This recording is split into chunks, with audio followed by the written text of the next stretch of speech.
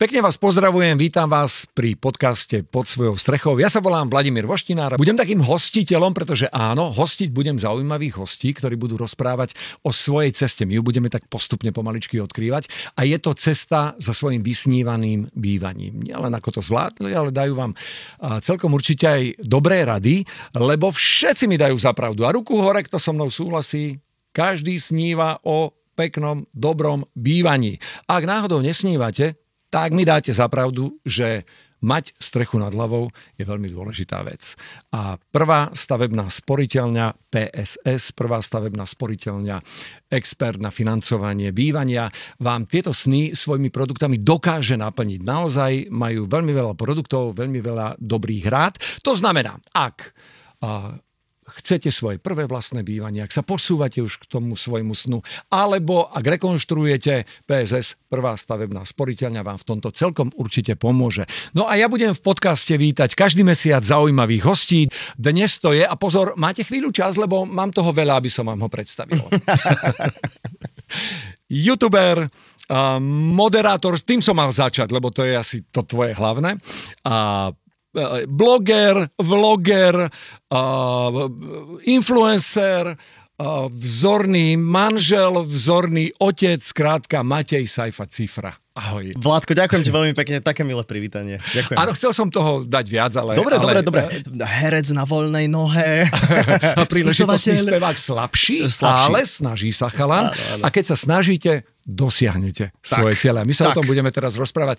Nie o tvojej kariére. Nie. Ale spomenul som tam preto rodinu. Chcel som dokonca povedať manžel Veroniky Ostrihoňovej, ale na to sa mnohí chlapi aj trošku hnevajú, lebo tak čo som ja, aký... Vieš čo, ja s tým to nemám v zásade. Vieš, prečo som to chcel povedať? No. A aj som to nakoniec povedal, lebo chcem tam dostať tú rodinu. Áno, lebo to je dnes dôležité. by sme sa mali baviť o tom rodinnom bývaní, ale ja by som začal úplne od začiatku. Viem, že ty si pekne postupne išiel, že nemal si hneď to vysnívané bývanie, tak ma tak celkom zaujíma, že keď si ty opúšťal tú svoju detskú izbičku, kedy to tak zhruba bolo? Ja som mal taký zaujímavý príbeh, lebo ja som sa vlastne osamostatnil v 18 rokoch, čo teda možno pre niekoho je príliš skoro, možno niekto povie, že fíha, to ešte, čo ťa vyhodili z domu. Ja som začal študovať na vysokej škole v 18 na Filozofickej fakulte v Bratislave. Ja som teda rodak z Bratislavy, asi to mnohí teda tušia a nehambím sa za to.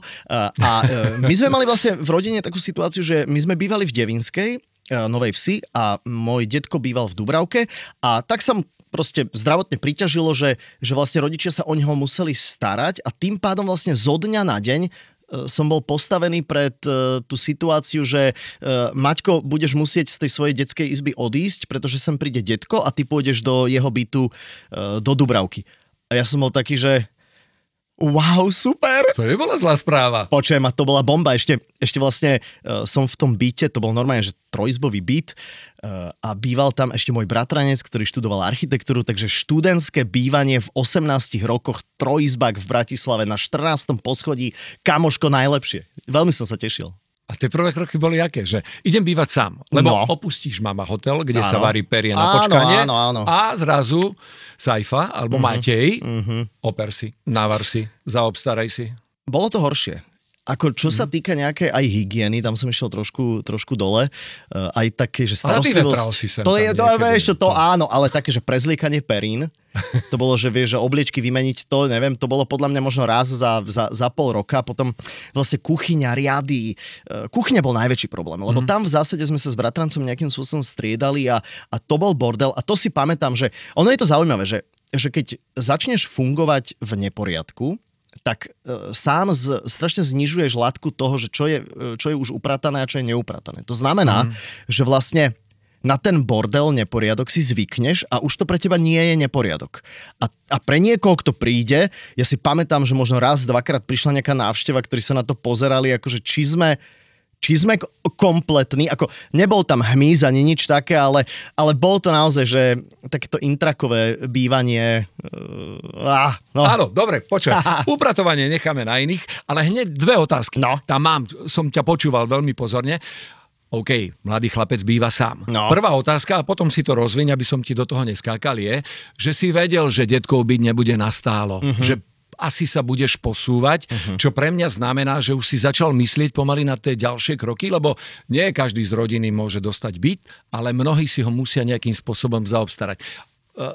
Šetril si na to, alebo čo si robil? Vieš čo, mal som vtedy 18 rokov, teraz sme sa odrazili od tej etapy, to znamená, že tam som si nešetril. Tam to bolo o tom, že vlastne som ešte stále študent, pamätám si, že rodičia mi dávali, myslím si, že 1500 alebo 2000 korún mesačne, z čoho sme zaplatili nájomné, nejaké tieto elektriky a tieto záležitosti a ostatné bola vlastne de facto len strava. Takže vtedy som si ešte nešetril. Ale prišlo to? Ale jasné, že to prišlo, lebo človek potom začne pracovať. Ja som najskôr vlastne učil v rámci praxe na Filozofickej fakulte, to znamená, že som na strednej škole učil zo pár hodín angličtinu a tým pádom som si začal akože prilepšovať k tým 2000 korunám a zrazu som mal, si pamätám presne telefonát mojej mame, keď som jej volal, že mami, že a to som začal robiť v rádiu, to bolo tak ako relatívne rýchlo na to, mal som možno 21 alebo tak a zrazu bolo, že som mal výplatu 8000 korún.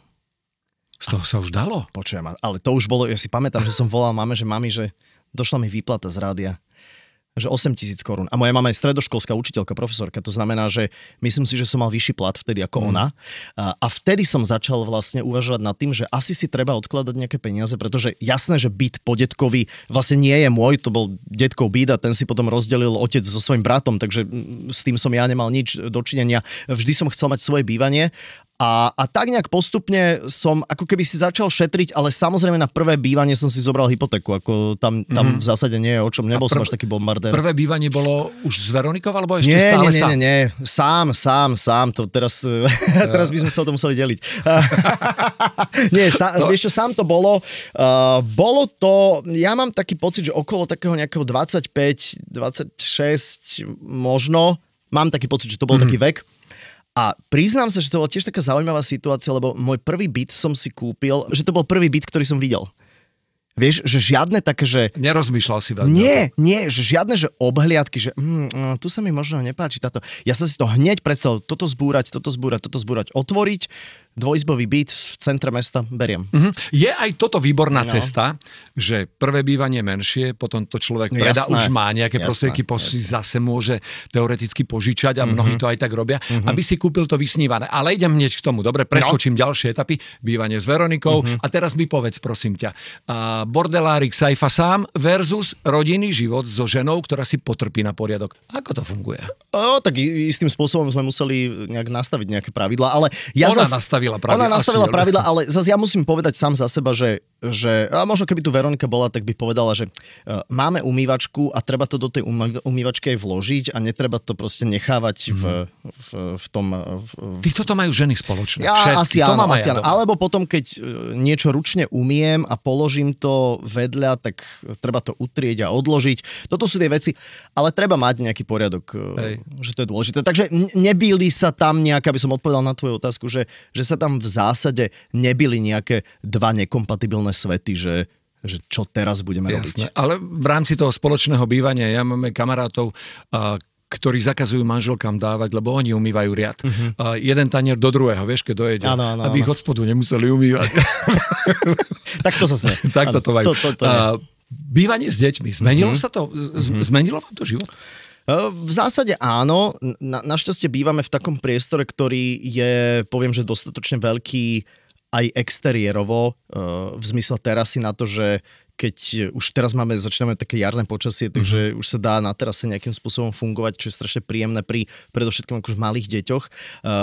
Sára má svoju izbu, ale tým, že Šimon napríklad spáva ešte ako keby s nami v tej jeho svojej ohrádke a potom niekedy uprostred noci aj medzi nami, alebo tak sme prikúpili k manželskej posteli také tie japonské, ty to určite tiež poznáš, také tie futony. To sú také tie madrace, alebo také epedy, alebo neviem, ako to mám nazvať, ktoré sa tak vlastne dajú akože na koberec a spíš na tom. Takže vlastne my tak fluktujeme v rámci noci a Sára, bolo zaujímavé, že Sára mala svoju, a teda má svoju vlastnú detskú izbu, má frozen perinky, všetko je tak, ako má byť na 4,5 ročnú a ona veľmi skoro začala sama spávať, ale ako prišiel Šimon a spal s nami, tak ona vlastne začala mať pocit, že aj ona chce s nami spať, takže ona je tak pohodená niekde v priestore na tom futone a tak nejak migrujeme. Jasné, to znamená, že to rodinné bývanie znamená, že mať väčší priestor. Áno. Máš už teda vysnívané bývanie, alebo ešte pozeráš sa po nejakých väčších bytoch? Ešte v zásade si myslím, že máme to, kde bývame, je úplne postačujúce, úplne akurát. Máme 2 detské izby, z toho teda jedna detská izba je Veronikina pracovňa. Predtým to bola moja pracovňa a moja pracovňa zanikla. A bola nahradená jej pracovňou. Nezasadla k tomu žiadna nejaká rodinná rada, tak ja som ostal Urobili taký... ste kompromis. Urobili sme kompromis, taký úplne jednostranný a argument bol, ale veď ty máš to svoje štúdio, tam môžeš ísť. Tak hovorím, OK, v poriadku, ale neprekáža mi to, máme tam knižnicu a také tie nejaké, že pracovný stolík a vieme sa tam prestriedať, keď niekto náhodou potrebuje niečo spraviť na počítači jedno s druhým. Tá detská izba, ja si na to pamätám z detstva, je to podľa mňa strašne dôležité, alebo že myslím si, že Šimon so Sarou budú mať spoločnú detskú izbu do nejakého veku, keď príde možno nejaká puberta a tieto veci, tak potom sa to potom asi bude chcieť rozdeliť. Potom sa to bude chcieť rozdeliť, ale zatiaľ sa mi to páči a tá vízia poschodovej postele. Mal si ty poschodovú posteľ, keď si bol malý? Som miloval. No, to je bunker. No jasné. Indiáni, kovboji, bunker, to proste... Tam sa prehodí plachta, je to vesmírna loď a tak ďalej. To znamená, že poschodová posteľ. Myslím si, že do roka budeme mať poschodovú posteľ. Strašne sa na to teším. Kto zariaduje u vás? No u nás je to tak, že tú detskú izbu sme si dali. Máme takú známu, ktorá nám s tým pomohla, prišla a si pamätám, že prišla do nášho bytu a ona si tak veľmi akože potrpí na také dizajnové veci, lebo v tom čase ešte nemala deti. Teraz má 1. To znamená, že prišla do toho nášho, akože myslím si, že relatívne veľmi pekného bytu, ale aj jemne detský rozbordelovaný byt. A sa tak na to pozerala, že fúha, no tak škoda, no, že to tu máte toto. A navrhla tú detskú izbu a potom aj jej sa narodilo dieťa, takže myslím si, že tiež isté veci prehodnotila, ale máme to tak pekne podľa mňa navrhnuté. Myslím si, že ja nie som nejaký odborník na navrhovanie architektúry, ani nič také. Ja strašne rád outsourcujem, to znamená, že keď niekto je dobrý v tomto, tak nech mi to príde namaľovať, nakresliť a ja poviem, že OK, toto sa mi páči, takže sme to outsourceli. Veronika známa, ty si známy. Super známy. Áno.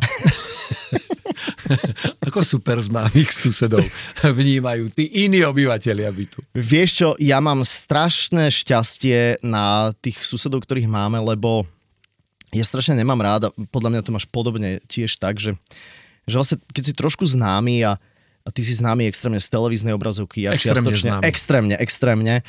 Ja si myslím, že som tiež z toho svojho prostredia nejak akože známy, tak ľudia o tebe majú nejakú predstavu. Hej, že oni majú predstavu, že ty si určite taký a taký a onaký a namyslený a neviem aký a proste celebrita. No to je všeobecne o nás. Jasné. To s tým sa stretáva ktokoľvek, kto je trošku máličko známy. Všetci samozrejme, že prídeme do Viedne a sme tam úplne obyčajní ľudia. Už do Heimburgu. Tak, presne. No a našťastie, my máme takých susedov, ktorí to pochopili, že my sme úplne normálni ľudia, ktorí majú 2 deti, ktoré za sebou nechávajú nejakú čmuhu niekedy, tiež nám sa rozlial nákup vo výťahu a tak ďalej a tak podobne. To znamená, že sme úplne normálni a tí susedia si myslím, že sú super a môžeme sa vo veľa veciach na nich spoľahnúť. Dobre vychádzate spolu so susedmi? Áno, vieš čo, to sú všetko. Ja strašne nemám rád také tie projekty, kde je chodba, kde je 800 bytov, má to všetko 250 poschodí a teraz je to taká, nazvem to, že králikáreň. Nemyslím to v zlom, lebo vznikajú veľmi zaujímavé projekty aj v Bratislave, ale aj v iných mestách, ale my máme to šťastie, že je to ako keby, že 6 poschodí, na každom poschodí je zopár bytov a tým pádom vlastne všetci, čo tam sú, alebo drvivá väčšina tých ľudí tam aj reálne býva. Hej, že nie je to, že bytík na kšeft a rotujú tam ľudia. Takže je dobre sa prispôsobovať a nejak vytvárať tú komunitu spoločnú. Vy máte aj nejaké ako keby spoločnú skupinu, dajme to? Máme na Facebooku. Na Facebooku je taká, lebo keď akože nejde napríklad voda, alebo neviem, niečo so stupačkou, keď, ja neviem, niekto ti parkuje na mieste, lebo neviem čo, prišli mu nábytkári, alebo tak, takže vieme tam komunikovať. Nehovorím, že som tam dennodenne, ale keď sa niečo deje, viem, že tam nájdem informáciu o tom, že prečo pouličné osvetlenie nesvieti. Idem späť k tvojej ceste za tým bývaním. Koľko bytov ty si prestriedal, až kým si prišiel k tomuto? 1, 2, 3, 4 asi. A išiel si podľa lokalít alebo podľa veľkosti? Vieš čo, dobrá otázka.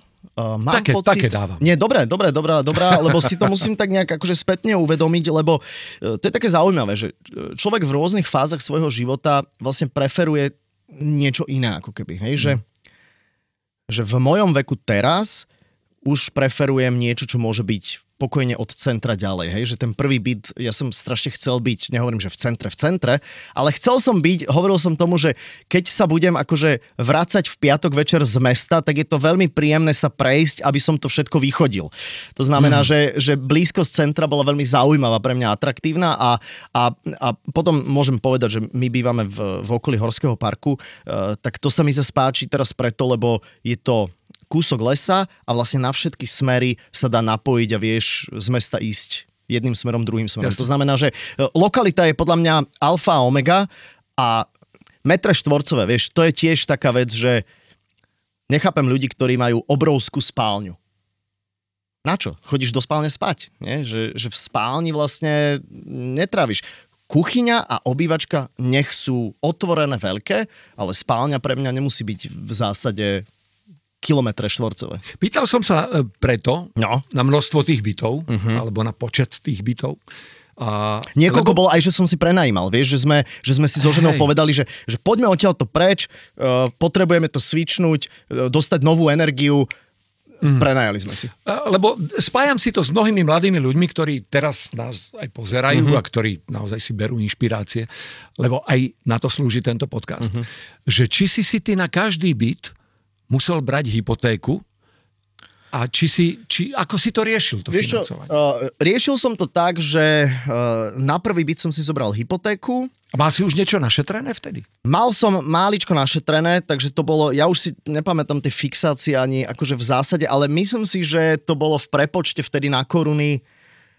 To boli nejaké 2 mega. To znamená, že 2 milióny korún. Hej, korún, takže 60 000 eur, hej, dnes. Skočím ti do toho. No, daj. Lebo teraz si povedal celkom vysokú sumu. No. Samozrejme na korunách, keď sa bavíme. A nebál si sa toho, že to je veľa? Treba ísť aj odvážne, nemusí sa človek toho bať? Lebo ešte iné sa chcem opýtať. A keď si bereš takúto hypotéku, vnímaš to ako, že ťa to bude posúvať dopredu? Že ťa to bude motivovať? Pracovať aj na sebe, vzdelávať sa? Že ide to ako keby jedno s druhým? Ide to jedno s druhým. Vieš, pamätáš si, keď sme začínali, že viazanosť na mobil? To bol pre mňa prvý stres. To bol istý stres, že fíha, najbližšie 2 roky, teraz to budem musieť ten mobil splácať. Dokážem to? Takže to bola prvá skúsenosť. A potom tá hypotéka. Jasné, zobral som si ju na 30 rokov. Z hodou okolností 2 dní dozadu som sa bavil s tou bankárkou, že koľko tam ešte mám. Viem, že si to viem pozrieť v aplikácii, ale mám rád kontakt aj medziľudský. Ale že máte tam ešte niečo? A hovorím, OK, tak to doplatím, keď na to príde. Netreba sa podľa mňa toho vôbec obávať. Treba si uvedomiť, že to môže byť tak, ako si ty povedal, a to si správne povedal, že to môže byť motivujúce. Je to zaväzujúce, ale keby som sa mal stresovať z toho, že treba si vedieť rozumne nastaviť tie splátky. To je asi to najdôležitejšie. Hej, že vedieť sa odhadnúť, že toto viem ušetriť, toto viem do toho dať, toľko to ma to bývanie bude mesačne stáť a potom budem robiť všetko preto, aby som to dokázal splácať. Samozrejme, tie príbehy môžu byť rôzne. To jasné. Ale keď už sa bavíme o peniazoch, tak niekedy dávno, roky dozadu, keď mladí ľudia v Amerike nám boli naozaj veľkým vzorom, tak tam už sme hovorievali, už od 4-5 rokov si začínajú šetriť. Rodičia im odkladajú, lebo keď raz budú dospeli, ako keby našli, veľmi im to pomôže. Ako to ty vidíš? Odkladám deťom inak. Myslím si, že jednému aj druhému, že po 50 eur mesačne. Takže to nie je žiaden nejaký akože veľký peniaz teraz, hej, ale potom, ja si pamätám, neviem, či ty si aj ty pamätáš na také, že aj mne rodičia šetrili, to boli také tie vkladné knižky a keď som mal 18 vlastne, tak ja neviem, či som nedostal nejakých 20 000 korún. Si mal celkom dosť peniazy. 20 000 korún, hej. To, treba si uvedomiť, že to je 800 eur, hej. a celý život to šetrili. Takže takéto niečo, akože bonusové, ale zase ja pevne verím, že neviem, uvidíme, že čo bude aj s touto krajinou, aj že čo bude s nami o tie roky, čo tie moje malé deti budú staršie. Myslím si, že šetriť si je dobrá vec. Vedieť, že mám tie peniaze ale to je finančná gramotnosť, vieš, Vlado, to je o tom, že toto je niečo, to má byť predmet v školách. Nech tie decká rozumejú tomu, že čo to je mať na účte 50 eur a akým spôsobom s tým môžem, ja neviem, fungovať celý mesiac. Štandardne platí, že nejaké percento z príjmu by prosto malo odísť na sporenie, ale to nehovoríme iba preto, to chcem povedať aj preto, lebo ja mám takisto za sebou cestu nejakých 4 bytov, kým som sa dostal do toho, o ktorom si myslím, že mi už stačí a mi tam dobre, ale tie nasporené peniaze vždy slúžia aj pri získavaní hypotéky v tomto prípade, ak sa bavíme o bývaní, ako veľký kredit aj pre banku, že teda niečo máte a dokonca budete v tej banke považovaní za nejakého lepšieho klienta, alebo teda minimálne klienta, ktorý už rozmýšľa a vie ako na to. Iné sa chcem ešte opýtať, odbočím od tohoto, keď ty prídeš domov, otvoríš dvere a povieš si, tu som doma. Mám už svoje vysnívané bývanie? Myslím si, že áno. Ja som nikdy nebol nejaký... Ja som prvých 10 rokov svojho života strávil v dome. Sme bývali v Karlovke, ale bolo zaujímavé, že ten dom postavil, že môj starý otec s mojím otcom, to boli tá éra, že svojpomocne si postavíš dom. Hej? Sa tak robievalo. To sa tak robievalo.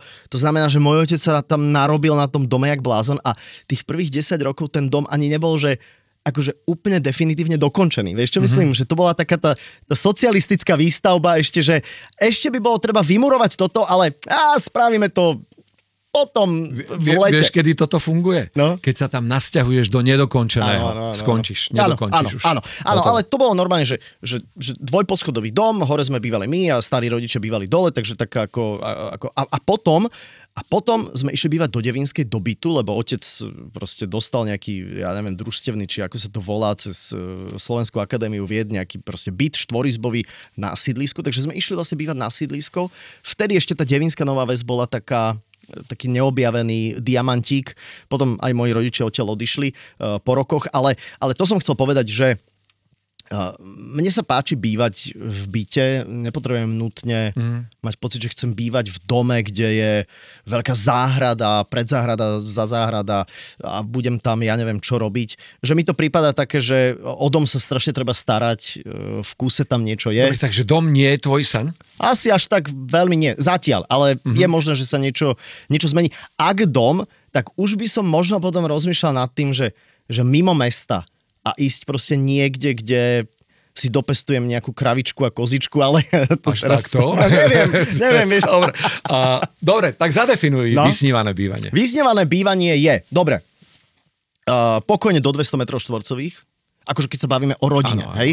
Dajme, že štvorčlennú rodinu. Vysnívané bývanie metrážovo, do 200 metrov štvorcový interiér, 100 metrov terasa je podľa mňa veľmi, veľmi nadštandardne a na život to úplne bohate stačí. Takže oplatí sa stále snívať, ale nie vždy len snívať, lebo prespíš možnosti.